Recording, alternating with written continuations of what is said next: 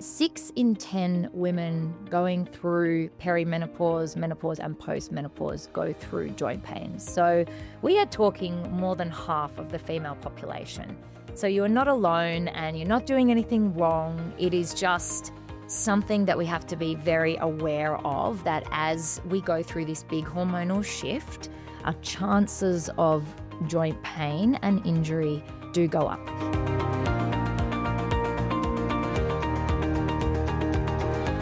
Welcome to Thriving in Menopause, brought to you by Prevention Magazine. I'm Zoe Meunier, the editor of Prevention, and we're excited to welcome you back to our 15th series of the podcast. Today, we're talking about something that doesn't get nearly enough airtime: joint pain. If you've ever woken up with stiff fingers, achy hips, cranky knees, or shoulders that suddenly feel older than the rest of you, you're definitely not alone.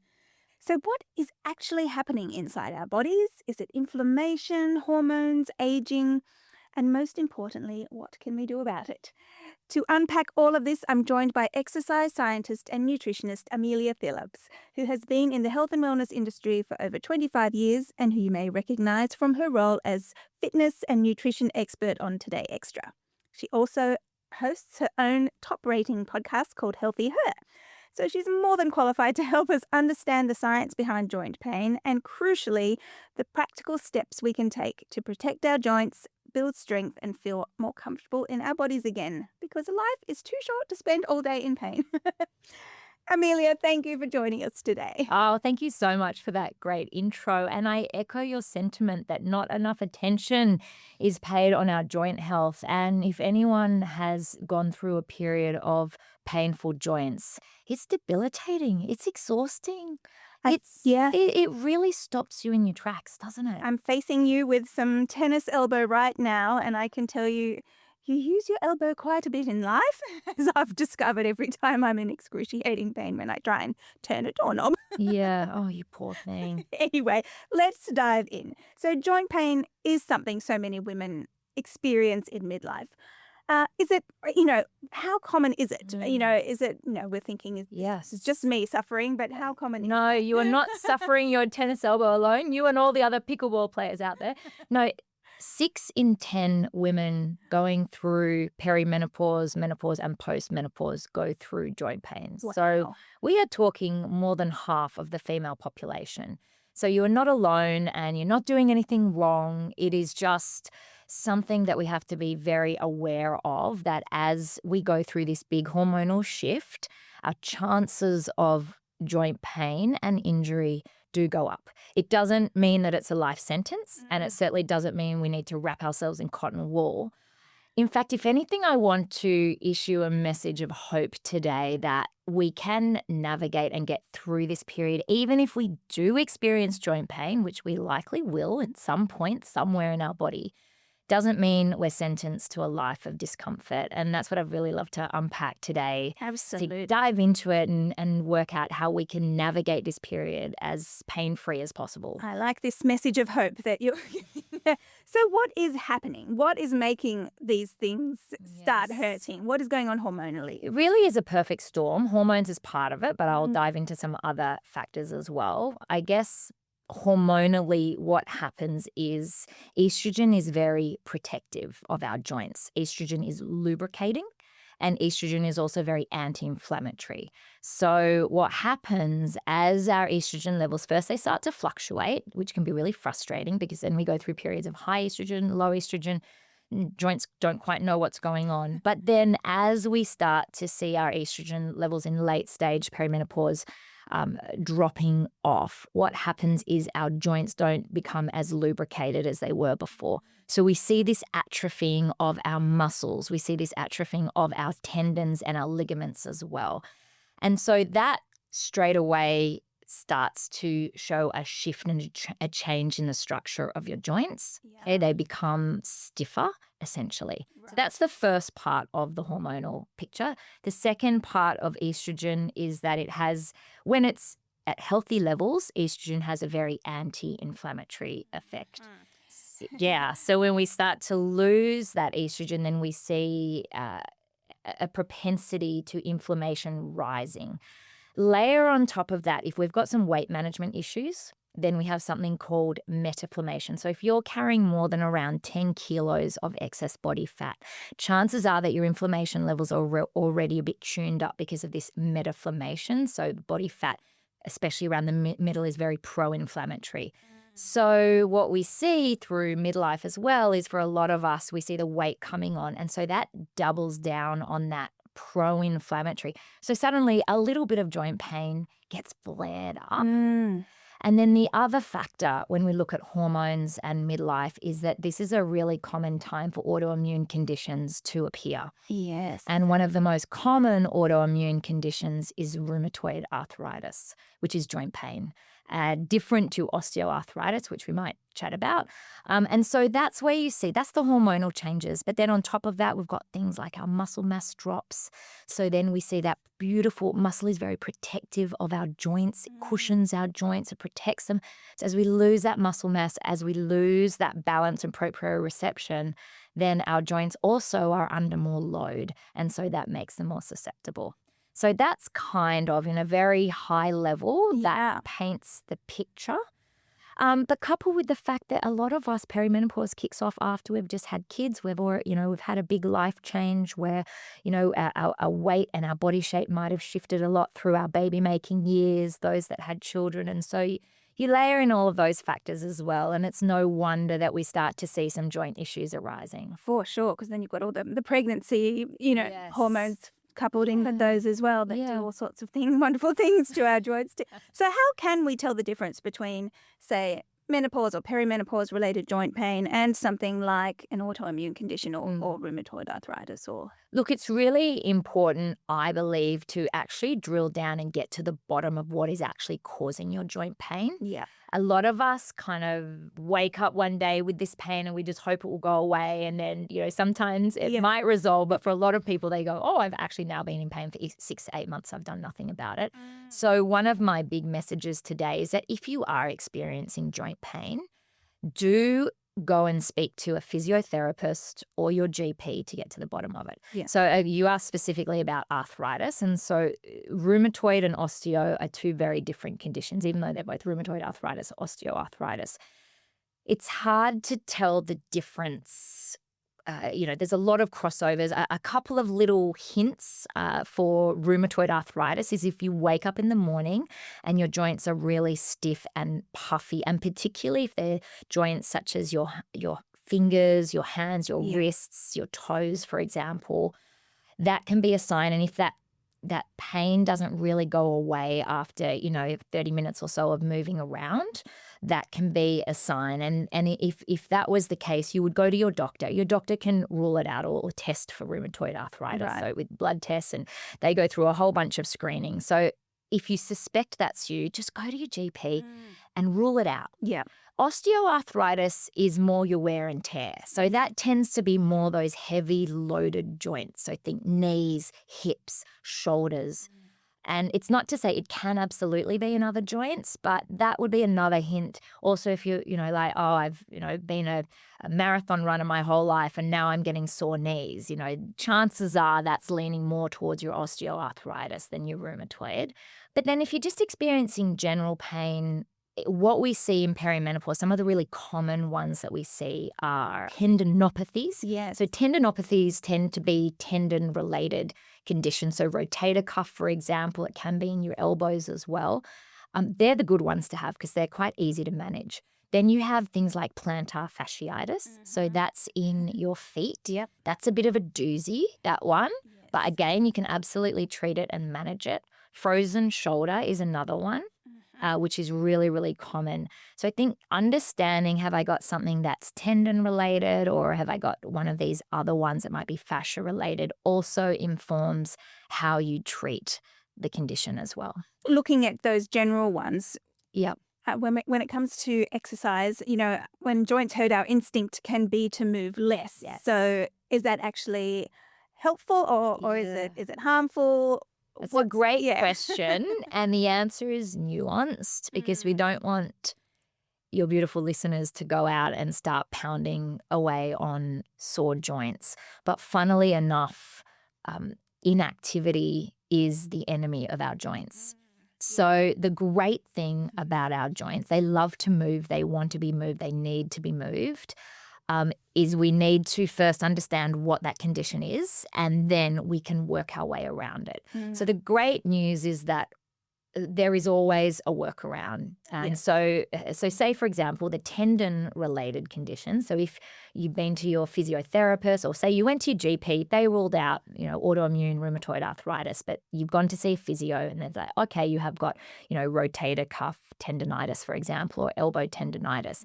Actually, movement is the best thing for tendonitis.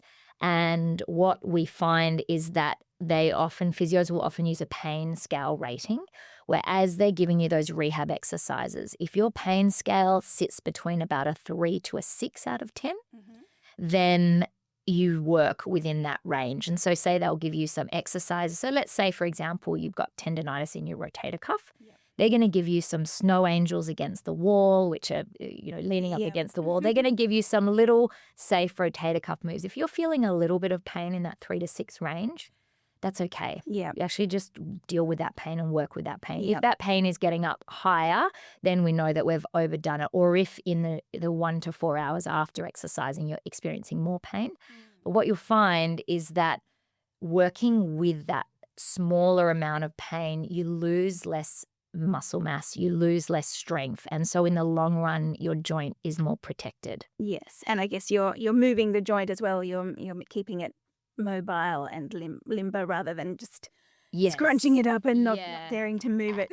And the other thing I see, it always happens, it's so frustrating, members on our program, all the ducks are lined up and they're motivated and they've found the gym and they've got their exercise program and everything's going really well, and then bang, they get an injury. And for a lot of them, they just stop. So my real message is there is always a workaround. So for example, if you're, out walking or running and then you're finding that you have got some knee or hip issues, there's what we call closed kinetic chain activities that you can move to. And this is a really important message for cardiovascular activity. We've got open and closed kinetic chain. So if you're worried about your joints, open kinetic chain activities are a little bit more risky. So think anything where your foot is not attached to something. So walking, running, sprinting. Whereas a closed kinetic chain activity is where your foot's attached to something. So think of a bicycle pedal, think of a rowing machine, for example, or some of those elliptical machines as well. So if you're finding that you've got joint pain when you're out walking or running, you might find that when you move into the gym and you put your foot on a pedal, that's much safer for your joints. So these are the workarounds. For some people, swimming might be an example. So there always is something you can be doing, even with shoulders as well.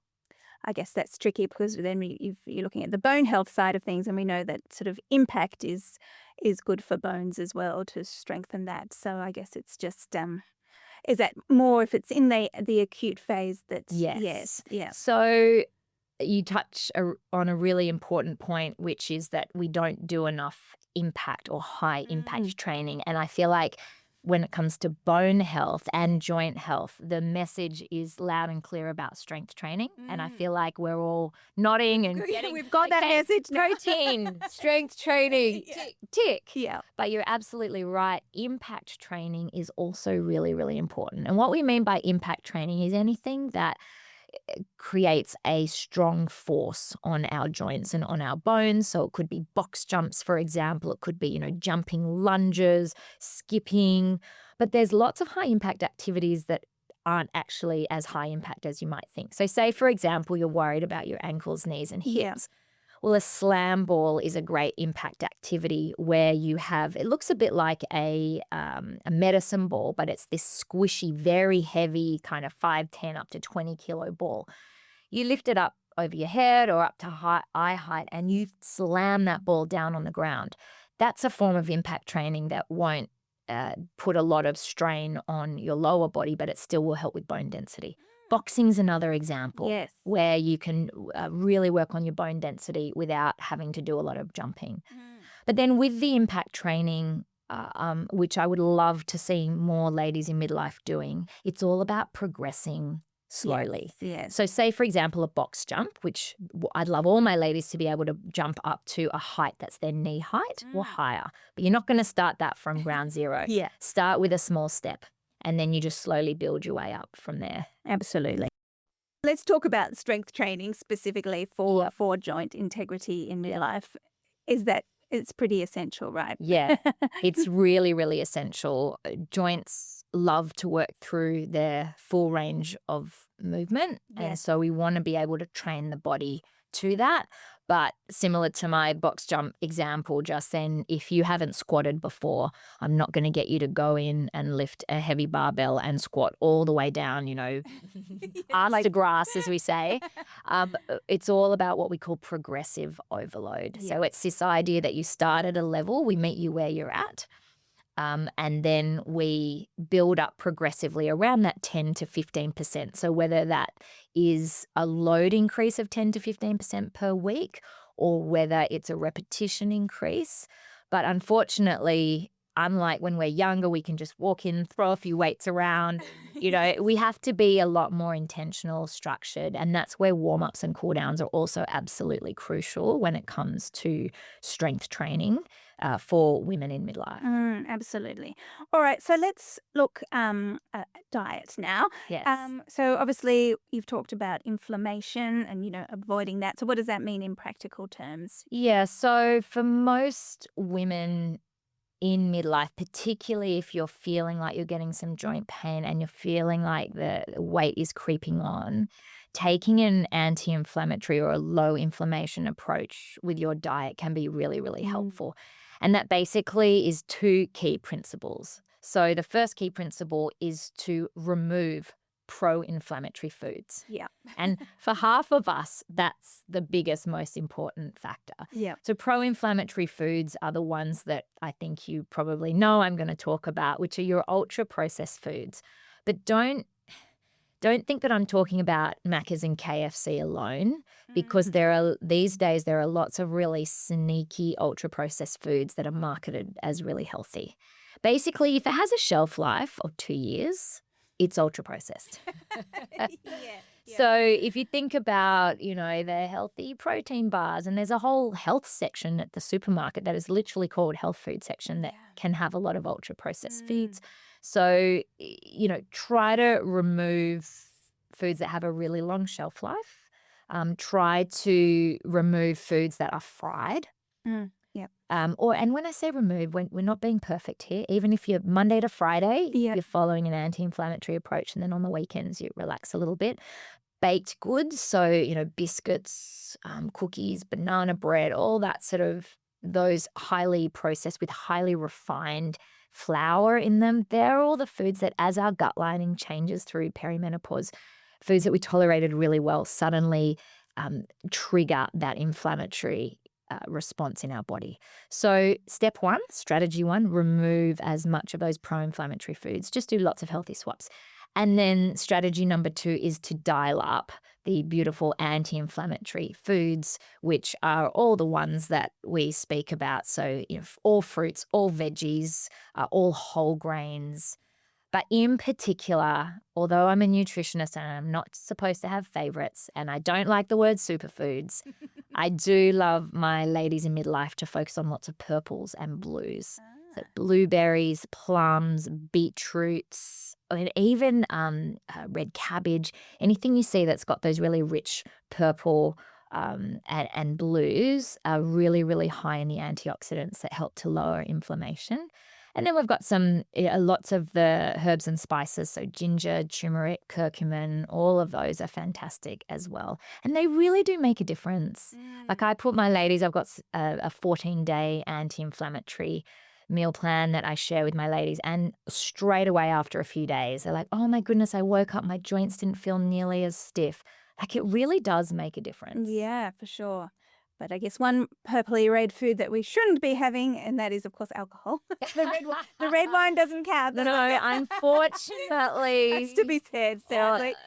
All the cons outweigh the pros, I'm Yes, afraid. yes. Yes, on the occasional glass, but no. If we're trying to support our joint health, then Certainly there's an inflammatory response going on there. yes, Yes. sadly. And so what role does blood sugar balance play in inflammation and then joint pain? Yeah, that's such a great question. And blood sugar balance becomes really, really important in midlife because it becomes a lot harder. Yeah. So, foods that used to not spike our blood sugar now do spike our blood sugar.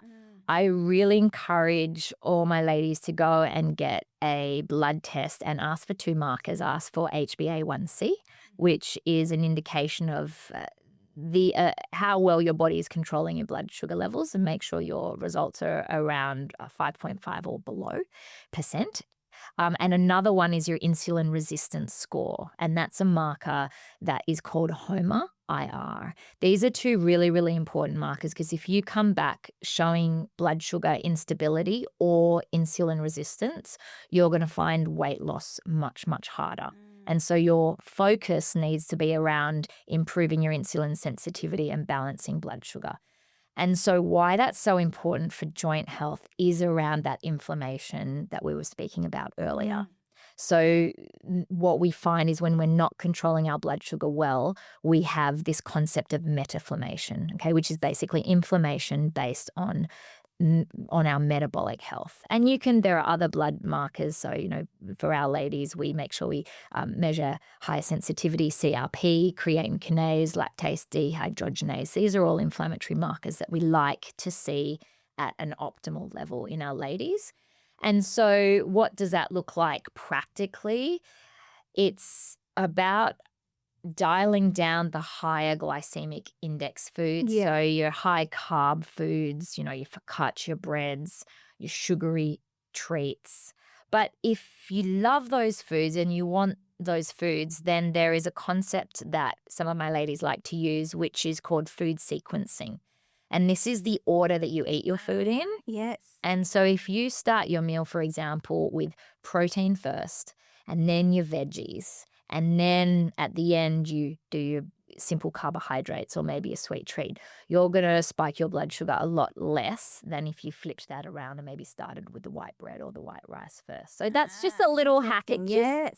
It doesn't solve all your problems, but food sequencing means that you can bring your blood sugar, you can just control it that little bit better. More for sure. So yes, let's talk about the shift in body composition during menopause that affects joint load and pain. So I guess all of those things that we're saying, all those diets that we're talking about following, that's going to help you control that change in body composition. Yeah, I think it may still happen to a degree. I think the two key goals when it comes to our body composition, it's no longer being bikini ready. If you are, hats off to you. But it really is twofold. Number one, it's about preserving our beautiful muscle that we do have and preventing muscle loss. And then number two, it's about controlling, managing, and in some cases reducing our body fat. And you got two types of body fat. You've got subcutaneous and visceral. So the subcutaneous, under the skin, not as pro-inflammatory. And then it's the visceral fat that starts to settle around our organs. So if you're noticing that your pants are a bit harder to do up, or that you're starting to get more of that belly fat, that is a sign that you need to try to get on top of that. And even if it's not about reducing weight, but it's about preventing putting on any more weight, that can still be a really, really healthy goal for people. And then secondly, it's about protecting that muscle that we will lose. And particularly if you injure a big joint like a hip or a knee, your activity levels will really drop down if you're not careful and you don't have a good workaround. So that's why joint health is so important in this body composition piece. Yes, they're all absolutely linked. And also other factors are linked, I guess, as well. Things like sleep, stress, and hydration. How do things like that influence joint pain? Yeah, they're all interconnected. So firstly, if we look at hydration, I mentioned earlier that joints become stiffer and less hydrated as we lose our estrogen levels. So just the simple fact of making sure that your cells are as hydrated as possible through drinking water is really, really important. A really simple hack to know if you're drinking enough water is to just look at your urine color. Honestly, it's the easiest way. If you've got lovely, clear urine, it's, just got a tinge of yellow in it, you are doing fantastically. If it's very, very dark, then, that's honestly the surest sign that and I get a lot of women really hung up on hydration when they don't need to be. It's not that hard to get it right. Yeah. So that would be that. And then when we're looking at sleep, I think a really important factor to consider is that the first 2 sleep cycles of the night are when our body releases a huge amount of growth hormone and testosterone, which is very repairing. So if we're exercising regularly and putting our bodies under load, which we should be, it's the sleep cycles, particularly the first 2, when all the repair happens. So if you're either going to bed really late or you're chronically sleep deprived by choice or by the fact that you're menopausal and, not by choice, and we got this concept of can't sleep versus won't sleep. If you, can't sleep because of menopausal symptoms and things like that, that's a different strategy than if you won't sleep because of your habits, staying up late, scrolling, etc., that we're all guilty of. It's those 2 sleep cycles that are super, super important for repair and rebuilding of our joints. So if you are sleep deprived, just be aware of that when you're training the next day, because you are going to find that your joints are slightly more susceptible to injury when you're chronically sleep deprived. That's very interesting. And stress. Where do we start there? I mean, that's another whole podcast in itself, isn't it? I mean, the good news is that a lot of these exercises, I mean, I'm sure slamming down a squash ball, or a slam ball, yes, or boxing, they're great stress relievers. Yes. But, I guess it is something that we just need to be aware of, that there is that link there. And all of those things, I guess, we know about, the mindfulness, the meditation, Well, exercise is the perfect antidote to stress because we are having a physiological response to a stress. So even if your stress is psychological, your body doesn't know whether it's, a woolly mammoth bearing down on you or, whether it's a stressful life incident like a divorce or a family trauma or whatnot. When you have a physical response, so you're actually fighting or flighting, what happens is that allows all those stress hormones to circulate and to do their job. And then the key, I mentioned earlier, warm up and cool down, which I'll touch on. But if we focus on the cool down for a moment, that is your chance to tell your body that the woolly mammoth has gone, even if he's your ex-husband and he hasn't.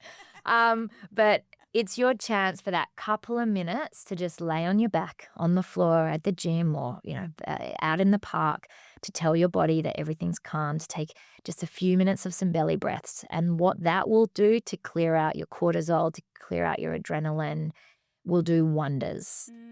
And it really is, it can't be underestimated, the impact that can have. And particularly if you've had a stressful incident, like a fight with someone or a stressful work situation. If you get out there and have a walk or a workout of some sort and then do that couple of minutes of cool down, it is so much healthier for you. You've addressed that and release and detoxified all those stress hormones.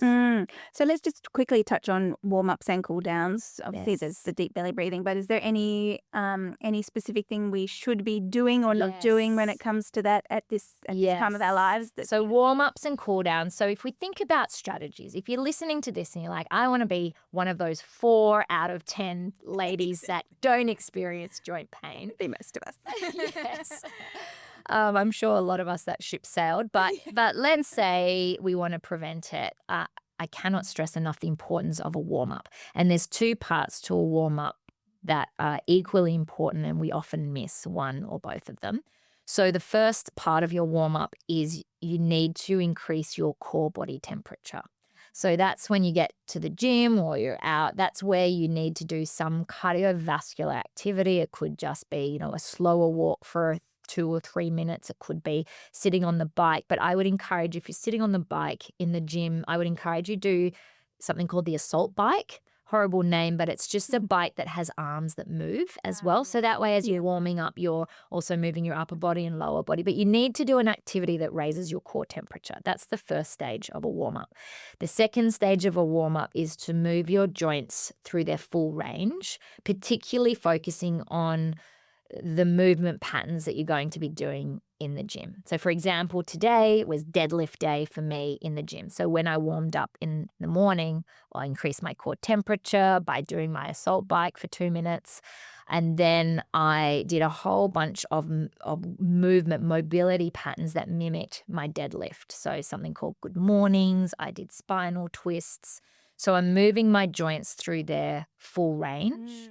And if you've got, for example, you sit on your desk a lot and you're hunched forward all day, well, that's your opportunity to lay over a foam roller and to do the reverse activities to what you're doing all day. So they're the two phases to a warm-up. It's the increasing of core temperature, but then it's moving your joints through their full range. And there are lots of apps, YouTube videos. You can ask ChatGPT to give me a shoulder mobility warm-up for a woman in midlife with stiff shoulders, for example. And you'll be able to put together something pretty comprehensive. Fantastic. And then I guess cool down when it comes to stretching. Should we be stretching more delicately? Is there anything we need to be aware of? I think when it comes to stretching, it's very individual. So think about your tightest areas. Because for most of us, what happens as we age is we have tight muscles that get tighter and weak muscles that get weaker. And usually they're opposites. So think about your lower back, for example. Tight lower back, and then opposite that is weak core. So for some of us, it could be our lower back. For some of us, it could be our neck. So definitely targeting the areas that feel particularly tight for you. And if you've got some stretches that really feel nice on your body, then listen to your body and lean into those stretches. If you've got a buddy, there's something called PNF stretching, which is a type of stretching where you are working against some resistance with your body. That can be a really fast way to increase your flexibility as well, but kind of hard to explain over a podcast. But PNF stretching is... Google that as well. Yeah, it is a great one. And I guess, a lot of women are, exploring HRT. Is there much evidence that hormone therapy can improve joint pain for women? I would think of it as an auxiliary and a support, but not as a remedy. Yes, yeah. So if your joint stiffness is due to that fluctuating and then declining estrogen, just by having a hormone optimization strategy, whether that's HRT or whether that's something different, can just help to support that. But if you're sitting here with joint pain and you're thinking that, if I go on HRT, that's going to solve my problems, you might get out of going to the gym. You might be disappointed. There are it's definitely part of the picture, and it can help in a preventative way. But there are other supplements as well that I can briefly touch on that can also help if you are experiencing joint pain. Again, not a magic bullet, but there's evidence to show that they can support your joints as they are healing. And there's some really positive research around collagen, because we lose up to 30% of our collagen in the 5 years post-menopause. And collagen is an important building structure of joints. Supplementing with collagen as a preventative, then also if you have got some joint pain. And there's a type of collagen called Fortigel, and that's a particular type of hydrolyzed collagen that has a lot of clinical research behind it. So if you look for a brand that has Fortigel in it, that tends to really target joint health. So that would be good. That's one that is kind of a blanket one that, is very safe to take, very innocuous as far as any other side effects. And then if someone's going through a severe joint issue, then chondroitin, glucosamine are also reasonably well researched. Again, they're not going to, set the world on fire, but some people do swear by them. Yeah. So I guess, as you said, your message was one of hope. Yes. So for those women out there that are going through some joint pains, I guess they just want to know it is reversible. Yes. Yes. And there are certainly a lot of things in place that can help them. Yeah, so I think if that's you, first of all, my heart goes out to you. I had some shoulder pain for the first time in my whole life. Last year, took 6 months, very frustrating. Yeah. So my message would be, first of all, you're not going to be in pain forever. I would, number one, go and seek professional guidance. You can start with your GP if you suspect it might be rheumatoid arthritis. If you think it's pretty much a musculoskeletal thing, go straight to a physiotherapist.